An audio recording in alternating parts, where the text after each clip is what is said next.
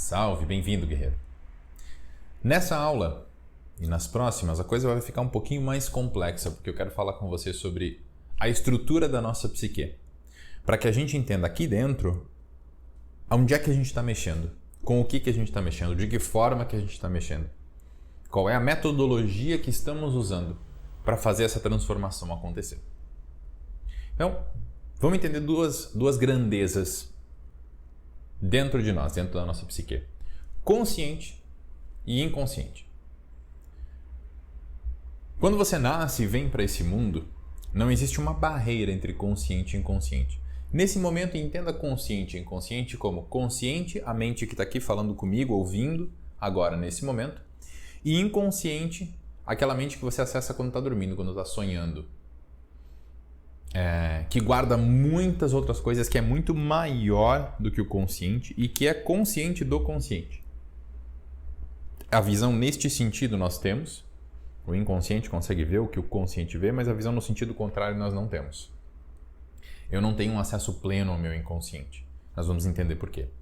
Quando nós nascemos, viemos a esse mundo, não temos esses dois, não existem essas duas grandezas, é tudo meio que borrado, tudo meio junto. Então a criança começa a navegar o mundo, entender, aqui recebi carinho da mãe, aqui queimei a mão, doeu, não foi bom, ali recebi comida, aqui peguei a minha garrafinha azul e aí a mãe deixou cair uma panela, se assustou e gritou e eu me assustei junto. Então talvez garrafinha azul seja ruim? E aí nesse momento estava tocando uma música. Então pode ser que eu associe música, opa, ruim. Aí depois a pessoa cresce, não gosta de um certo estilo musical, talvez a origem seja essa. Teorizando aqui, né? Mas é assim que nós começamos a entender o mundo ao nosso redor. Depois de entender, nós criamos um personagem, uma interface para navegar o mundo. Porque vê, ok, aqui é bom, aqui é ruim, aqui é legal, aqui já entendi que quando eu falo isso é bom, que quando eu faço isso é ruim. Então eu crio um personagem que vai agir de acordo com isso que eu entendi que é legal no mundo, né? Quando era criança eu falava muito. Aí alguém diz, cala a boca, não fica falando na frente dos outros. Opa, falar ruim. Posso desenvolver uma personalidade introvertida, que entende que falar é ruim. E aí ficou relegado para a sombra, para o inconsciente, a ideia de que falar é ruim e esse meu potencial para ser um bom orador talvez ficou fechado. Deixei de explorar um talento que talvez eu tivesse. Isso pode acontecer com coisas boas, com coisas ruins, sem julgamento aqui. Nós estamos chamando tudo isso de coisas, tá? Podem ser talentos, podem ser virtudes, podem ser defeitos, pode ser muita coisa que fica num ou em outro. Então eu crio esse personagem, essa personalidade para encarar o mundo. A nossa personalidade, o nosso consciente é basicamente isso, tá? Personalidade, persona do grego significa máscara, não significa pessoa. É a nossa máscara. É o personagem que encarnamos para viver o mundo. Esse Aderson que está falando com você aqui não sou eu. É o personagem que eu criei para vir aqui gravar esse vídeo. Porque no meu dia a dia eu não falo assim, eu não uso esses gestos. Só que para que você entenda melhor o que eu estou comunicando aqui, eu lá inconscientemente já aprendi ao longo das experiências da minha vida que fazer desse jeito é melhor. Então eu boto este personagem em ação. Se for no meu dia a dia, eu provavelmente vou falar contigo mais assim, de uma maneira mais descontraída, os gestos, não estou me preocupando muito com o que estou falando, né? A fala fica um pouco mais solta, mais enrolada, não fica tão clara. Percebe a diferença? Aqui é uma troca consciente de personagens. Eu faço isso conscientemente. Só que nós fazemos isso muito inconscientemente também. Para pensar na maneira como você interage com os teus amigos, com a tua família, com os teus colegas de trabalho.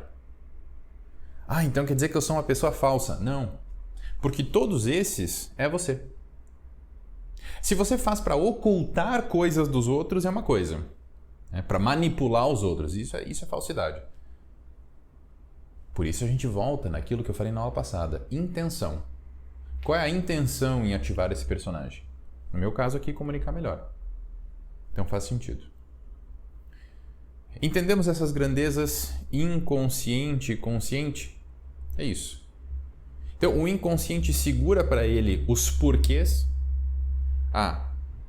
Quando acontecer tal coisa na minha vida, eu me irrito. E ele manda o personagem lá na frente se irritar. E o personagem se irrita. Às vezes ele nem sabe por quê. Ele nem entende porque, tal coisa me incomoda, tal comportamento me incomoda. Mas por quê? Você não nasceu se incomodando com isso. Você não nasceu gostando de uma cor ou não gostando de outra.